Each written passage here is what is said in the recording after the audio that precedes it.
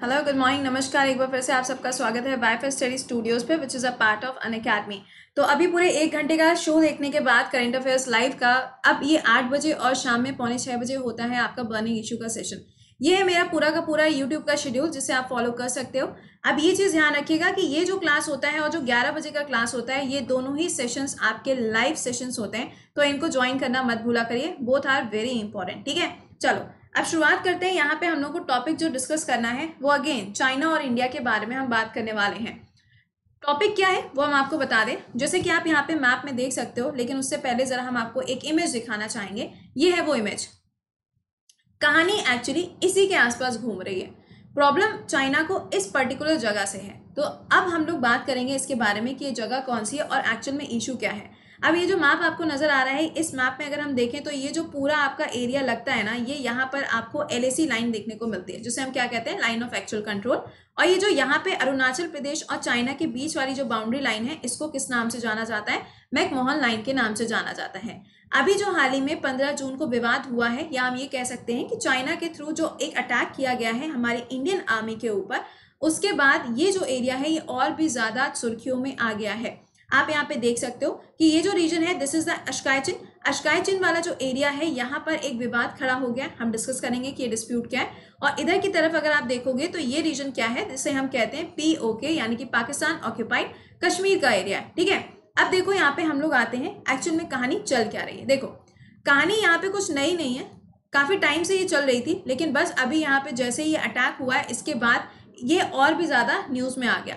यहाँ पे आप देख सकते हैं कि 5 मई का टाइम है जब पेगोंगसो लेक के पास चाइना की एक बोट पाई गई थी, और उसके बाद धीरे धीरे करके जो चाइना के ट्रूप्स है उनकी हरकतें जो है वो और भी ज्यादा बढ़ती चली गई। अब यहाँ पे सवाल ये खड़ा होता है कि चाइना को एक्चुअल में प्रॉब्लम है क्या। हम लोगों ने जो बोला स्ट्रैटेजिक इंपॉर्टेंस है ना, हमने कहा एक स्ट्रैटेजिक रोड बनाई जा रही है। तो अब स्ट्रैटेजिक वर्ल्ड का मतलब क्या है, देखो स्ट्रैटेजिक का मतलब ये होता है कि एक स्ट्रैटेजी को फॉलो करते हुए हमने अपनी सिक्योरिटी को मेंटेन करने के लिए एक सड़क का निर्माण किया है।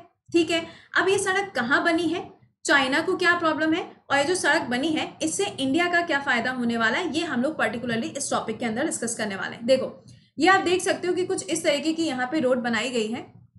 इसके आसपास के अगर आप एरिया में देखोगे तो सिर्फ आपको बर्फ ही बर्फ नजर आ रही है। मतलब ये एक ऐसा रीजन है जहाँ पे आपको बहुत ज्यादा आइस देखने को मिलती है। ऑब्वियस सी बात है कि ये काफी ज्यादा हाइट पे है, और अगर हाइट पे है तो वहां का टेम्परेचर कैसा होगा, कम होगा। अब देखो जगह कौन सी है जगह है यहाँ पे दौलत बेग ओल्डी। आई होप कि ये चीज आपको पता होगी दौलत बेग ओल्डी के बारे में, क्योंकि हजारों बार तो मैंने ये आपके साथ डिस्कस किया है। अच्छा, इस चीज को पढ़ाने से पहले, इसको बताने से पहले जरा एक काम करिएगा, एक बार से लिंक को कॉपी मारो और फ्रेंड्स के साथ जरा शेयर तो कर दो। ये तो कहना हम भूल ही गए थे। अब देखिए यहाँ पे न्यूज क्या है। ये जो एरिया आपको नजर आ रहा है ना, इसका नाम क्या है, दौलत बेग ओल्डी। फाइन, इसी जगह पर क्या हो रहा है, एक सड़क बनाई जा रही है, कितनी दूरी की, यहाँ पे 255 किलोमीटर्स की, जिसका नाम क्या है, दरबुक श्लोक दौलत बेग ओल्डी। ये इस सड़क का नाम है। इसका निर्माण किसके द्वारा किया गया है, BRO के द्वारा इसका निर्माण किया गया है। BRO क्या है, यहाँ पे बॉर्डर रोड ऑर्गेनाइजेशन है, जो कौन से मंत्रालय के अंदर काम करता है, मिनिस्ट्री ऑफ डिफेंस के अंदर ये काम करता है। यानी कि डायरेक्टली रिपोर्ट करेगा किसको, मिनिस्ट्री ऑफ डिफेंस को। इनके द्वारा एक सड़क बनाई गई है दौलत बेग ओल्डी। ठीक है, अब अगर हम इस एरिया को देखें, है ना, तो ये वाला जो रीजन आपको नजर आ रहा है, यहीं पर तो आपको स्काईचिन का एरिया मिलता है, और ये वाला जो एरिया नजर आ रहा है ये है आपका दौलत बेग। और इसी के बगल में अगर आप देखोगे तो यहाँ पे आपको मिलता है सियाचिन ग्लेशियर। क्या मिलेगा, सियाचिन ग्लेशियर। कौन मुझे बताएगा सियाचिन ग्लेशियर के बारे में, जरा 1-2 लाइनें जरा लिख देना कमेंट सेक्शन में सियाचिन ग्लेशियर के बारे में, जरा हमें भी तो पता चले कि इसके बारे में आपको क्या पता है। देखो अब एक्चुअल में जो विवाद है वो क्या है, इंडिया ने बोला कि हम यहाँ पे सड़क बनाएंगे। चाइना ने कहा क्यों भैया तुम यहाँ पे सड़क क्यों बनाओगे। इंडिया ने कहा ये जगह हमारी है, हमें जगह पे कुछ भी करें, आपको इससे क्या लेना देना। चाइना को इससे लेना देना है। चाइना का लेना देना ये है कि जो गलवान वैली का जो पूरा एरिया है, वैली है ना, घाटी है मतलब कि वो नीचे की तरफ होगा, और ये जो रीजन आपको नजर आ रहा है दौलत बेग ओल्डी, ये थोड़ा सा ऊपर की तरफ है, हाइट की तरफ है। दैट मीन्स अगर हम यहाँ पे एक सड़क का निर्माण कर देंगे, अगर हम इसके ऊपर एक रोड बना देंगे, तो इंडिया की आर्मी को इस एरिया तक पहुंचने में पहले जो समय लगता था वो करीबन 8 से 9 घंटे लगता था। ठीक है, अब अगर ये रोड बन के तैयार हो जाती है, ये जो रोड यहाँ पे बनी है एक्चुअली बन के तैयार भी हो गई है, इसमें कुछ बचा नहीं है, सिर्फ एक फाइनल टच बाकी है। अब अगर ये रोड बनके जब तैयार हो जाएगी तो इंडिया की जो आर्मी है उसको सिर्फ 30 से 35 मिनट का ही समय लगेगा यहाँ तक पहुंचने में। अब आप ये चीज समझ सकते हो कि चाइना को प्रॉब्लम इस बात पे है कि ये जो पर्टिकुलर एरिया है यहाँ पे इंडिया ने अपनी ऑल वेदर रोड बना ली है। ऑल वेदर रोड का मतलब क्या हो गया कि एक ऐसी रोड है, चाहे सर्दी हो, गर्मी हो, बारिश हो, आंधी हो, तूफान हो, कुछ भी क्यों ना हो, ये सड़क बिल्कुल चकाचक काम करेगी। ठीक है, ये हो गया इसका मतलब ऑल वेदर रोड का मतलब। अभी तक क्या होता था कि सिर्फ यहाँ पे एयरक्राफ्ट उतर सकते थे। ये जो जगह आपको नजर आ रही है ना, दौलत बेग ओल्डी, यहाँ पे सिर्फ एयरक्राफ्ट उतर सकते थे हमारे इंडियन इसके एयरफोर्स के। ठीक है, तो अभी तक तो ये चलो बात समझ में आती थी कि हमने यहाँ पे अपना कोई भी हेलीकॉप्टर उतार दिया, लेकिन यहाँ पे हरकुलिस वाला जो हमारा एक वो है ना, जो क्राफ्ट है, उसको यहाँ पे उतारा। तब चाइना का जो दिमाग था यहाँ पे, उनके दिमाग में ये चीज आई कि अगर इंडिया यहाँ पर इस तरीके से अपने क्राफ्ट वगैरह उतारना शुरू कर देगा तो इंडिया के लिए तो बहुत आसान हो जाएगा कि वो हमारे ऊपर नजर रख पाएगा। अब चाइना को दिक्कत होना इसी बात पे शुरू हो गई, और चाइना काफी टाइम से कोशिश कर रहा था कि कैसे भी करके इंडिया की जो सड़क है ये पूरी ना हो, बट इंडिया ने इस सड़क को मैक्सिमम आप कह सकते हो कि एक हद तक इसको पूरा कर लिया है। तो कहानी सिर्फ यहाँ पे ये बन जाती है कि इस एरिया पे जो सड़क बनाई जा रही है, चाइना को पूरी की पूरी जो प्रॉब्लम है वो इसी रीजन से है। अब देखो यहाँ पे आप देख सकते हो, ये आपका एरिया नजर आ रहा होगा आपको दौलत बेग, और इसी जगह पे अगर हम देखें तो इसके जस्ट बगल में देखो ये जो रीजन नजर आ रहा है, ये क्या है, सियाचिन ग्लेशियर। सियाचिन ग्लेशियर जो है ये पूरे वर्ल्ड का, पूरे विश्व का सबसे ऊंची आपको जगह मिलती है, जिसे हम कहते हैं हाईएस्ट बैटलफील्ड ऑफ दी क्या वर्ल्ड। पूरे विश्व का सबसे ऊंचा एक युद्ध का मैदान के नाम से जाना जाता है सियाचिन ग्लेशियर को, जिसके पास में आपको एक रिवर मिलती है जिसका नाम क्या है, नुब्रा रिवर। और ये जो दौलत बेग ओल्डी है, यहाँ से एक रिवर क्रॉस करते हुए जाती है जिसका नाम क्या है, श्लोक रिवर, जिसको हम लोग और किस नाम से जानते हैं, डेड रिवर के नाम से भी इसको जाना जाता है। ठीक है, तो ये वो आपकी एक लोकेशन है। सियाचिन ग्लेशियर वाला जो एरिया है ये भी हमारा ही है, आपको मालूम है इसके बारे में। एक आपने ऑपरेशन का नाम सुना होगा, ऑपरेशन मेघदूत, यूजुअली हम इसके बारे में आपके साथ बात करते ही रहते हैं। तो ये वो जगह है जहां पे हो रही है चाइना को समस्या।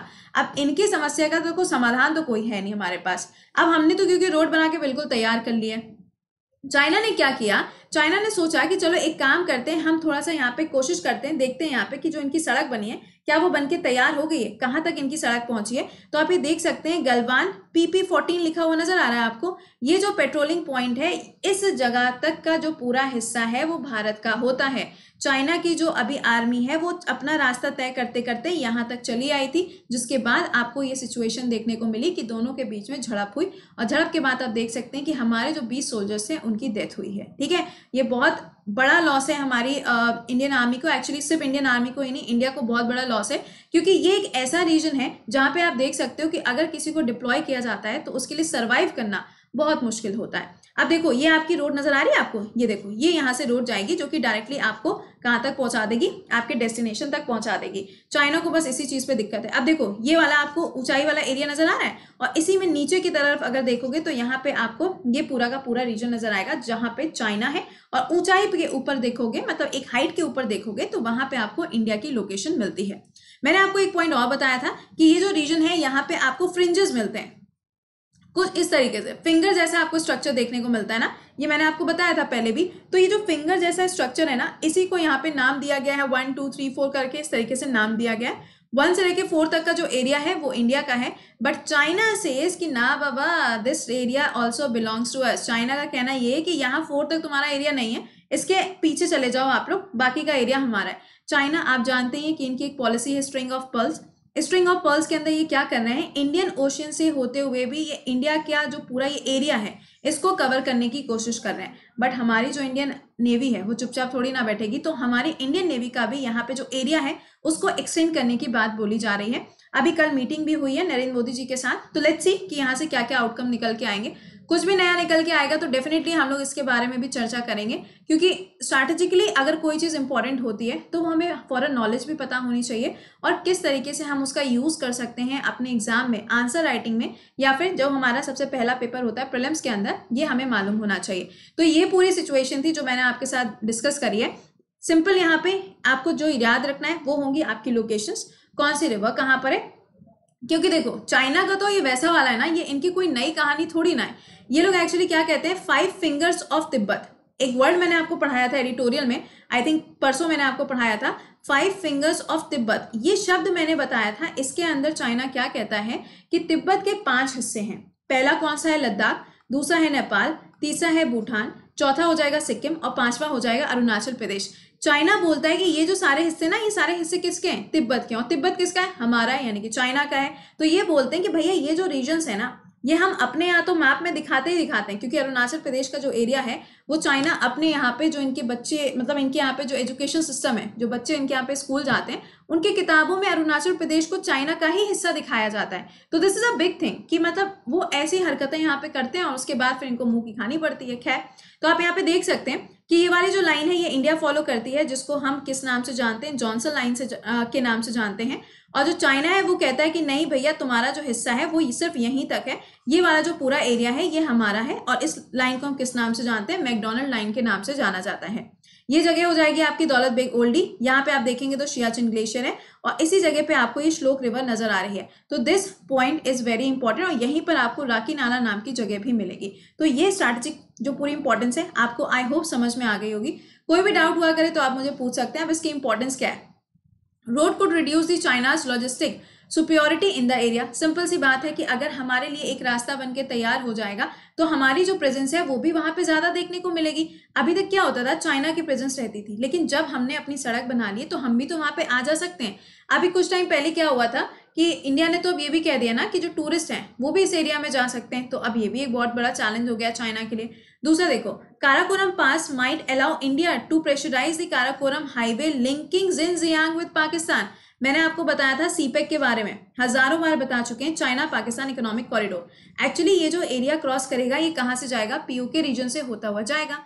पीओके रीजन का मतलब क्या हो गया? जो जिंगजियांग वाला रीजन है, जहां मैंने आपको बताया था उइगर कम्युनिटी रहती है, मुस्लिम कम्युनिटी है, जिनके लिए अभी हाल ही में यूएसए ने एक बिल भी पारित किया है कि वहां पे जो कंपनीज हैं उनको हम वापस बुला लेंगे। कुछ याद आ रहा है? ऐसा कुछ मैंने पढ़ाया है, कुछ याद आ रहा है? तो जिंगजियांग रीजन से जोड़ा जा रहा है किसको? ग्वादर पोर्ट को। ग्वादर पोर्ट कहाँ पर है? पाकिस्तान के अंदर लोकेटेड है। अब अगर ये कनेक्टिविटी प्रोवाइड कर दी जाती है तो ये एरिया क्रॉस कर रहा है कहाँ से? पीओके से। मतलब ये वैसा वाला चाइना के लिए हो जाएगा, एक तरफ कुआं तो दूसरी तरफ खाई। कैसे? देखिए, बीच में जो आपको रीजन मिल रहा है वो है दौलत बेग ओल्डी, मतलब थोड़ी ऊंचाई पे हम बैठे हुए हैं। इधर की तरफ अगर हम देखेंगे तो आपका जिनजियांग वाला रीजन है, यानी कि गैल्वन वैली वाला रीजन मिलेगा। और अगर इधर की तरफ हम देखेंगे तो सीपेक वाला जो रोड ये बना रहे हैं वो हमें नजर आएगा। मतलब इंडिया जो है इस जगह पे सड़क बनाने के बाद दोनों तरफ पे यहाँ पे ध्यान दे पाएगी। और ये जो सड़क बनाई गई है ये ऑल वेदर रोड है, यानी कि इसके ऊपर जो आपके टैंकर्स हैं या जो आपके गाड़ियां वगैरह होती है, जो जीप वगैरह होती है, वो सारी चीजें इजीली अब जा पाएंगी। अब इंडिया की जो आर्मी है उसको कोई भी प्रॉब्लम नहीं होगी। ठीक है, तो ये थे पूरा यहाँ पे सेशन जो मैंने आपके साथ डिस्कस किया है। एक बार से लाइक और शेयर जरूर कर दिया करिए। इसके अलावा जो ये करंट अफेयर्स स्टार्ट होने जा रहा है पूरे साल भर का, हर एक एग्जाम के लिए, चाहे फिर वो स्टेट लेवल एग्जाम हो, एनडीए हो, सीडीएस हो, एसएससी का एग्जाम हो, या फिर आपका रेलवे हो, DRDO, any exam, current affairs जान होती है हर एक एग्जाम की, ये आपको पता है। तो पूरे साल भर का जो पुराना करंट अफेयर्स है वो हम स्टार्ट करने जा रहे हैं। कहाँ पर? एसएससी एग्जाम कैटेगरी में। इस नाम से आपको ये बैच मिलेगा। करना क्या है? अनअकैडमी पे जाना है, वहां पे जाके आपको रजिस्ट्रेशन करना है। रजिस्ट्रेशन के बाद गोल अपना सेलेक्ट करना है, एसएससी एग्जाम, और गोल सेलेक्ट करने के बाद आपको ये बैच मिल जाएगा। जब आप ये बैच ज्वाइन करोगे तो इसमें आपको जीएस के भी सारे सब्जेक्ट्स मिल जाएंगे जो हम पढ़ा रहे हैं। जैसे कि इकोनॉमिक्स अभी मैंने सबसे पहला सब्जेक्ट पढ़ाना शुरू किया है। इकोनॉमिक्स के बाद पॉलिटी, ज्योग्राफी, ये सारी चीज़ें भी आपको साथ में मिलेंगी। मतलब आप ये कह सकते हो कि आपने एक साल का करंट अफेयर ज्वाइन किया तो साथ में मेरे जीएस के सारे सब्जेक्ट्स मिलेंगे, मैथ्स भी मिलेगी, रीजनिंग भी मिलेगी और इंग्लिश भी मिलेगी। वरना एक पैकेज में आपको 4 चीज़ें एक्स्ट्रा देखने को मिल रही हैं। पूरे साल भर का सब्सक्रिप्शन होगा, आई थिंक 5400 का है। जब आप इस पर ये कोड यूज़ करोगे कृति10, तब आपको मिलेगा 10% का ऑफ। ध्यान रखिएगा कोड क्या यूज़ करना है, और हाँ, कोड यूज़ करने के बाद उसे अप्लाई करना मत भूलिएगा। इसके अलावा अगर आप किसी और एग्जाम की प्रिपरेशन कर रहे हो तो यहाँ पर ध्यान रखना कि आप इस कोड का इस्तेमाल कर सकते हैं, उस पर भी आपको 10% का ऑफ मिलेगा। अब इसके बाद आपसे मुलाकात होगी 9:30 बजे वाईफाई स्टडी चैनल पे, जहाँ पे हम लोग पढ़ने जा रहे हैं आर्टिकल्स के बारे में। आर्टिकल मैंने 3 क्लासेस में डिवाइड कर दिए। आज होगा पहला वाला class, next Saturday second class, और नेक्स्ट सैटरडे होगा आपका थर्ड क्लास। उसमें सारे के सारे आर्टिकल्स खत्म। ठीक है, चलो तो मिलते हैं 9:30 बजे यूट्यूब वाईफाई स्टडी पे। Till then bye bye and take care.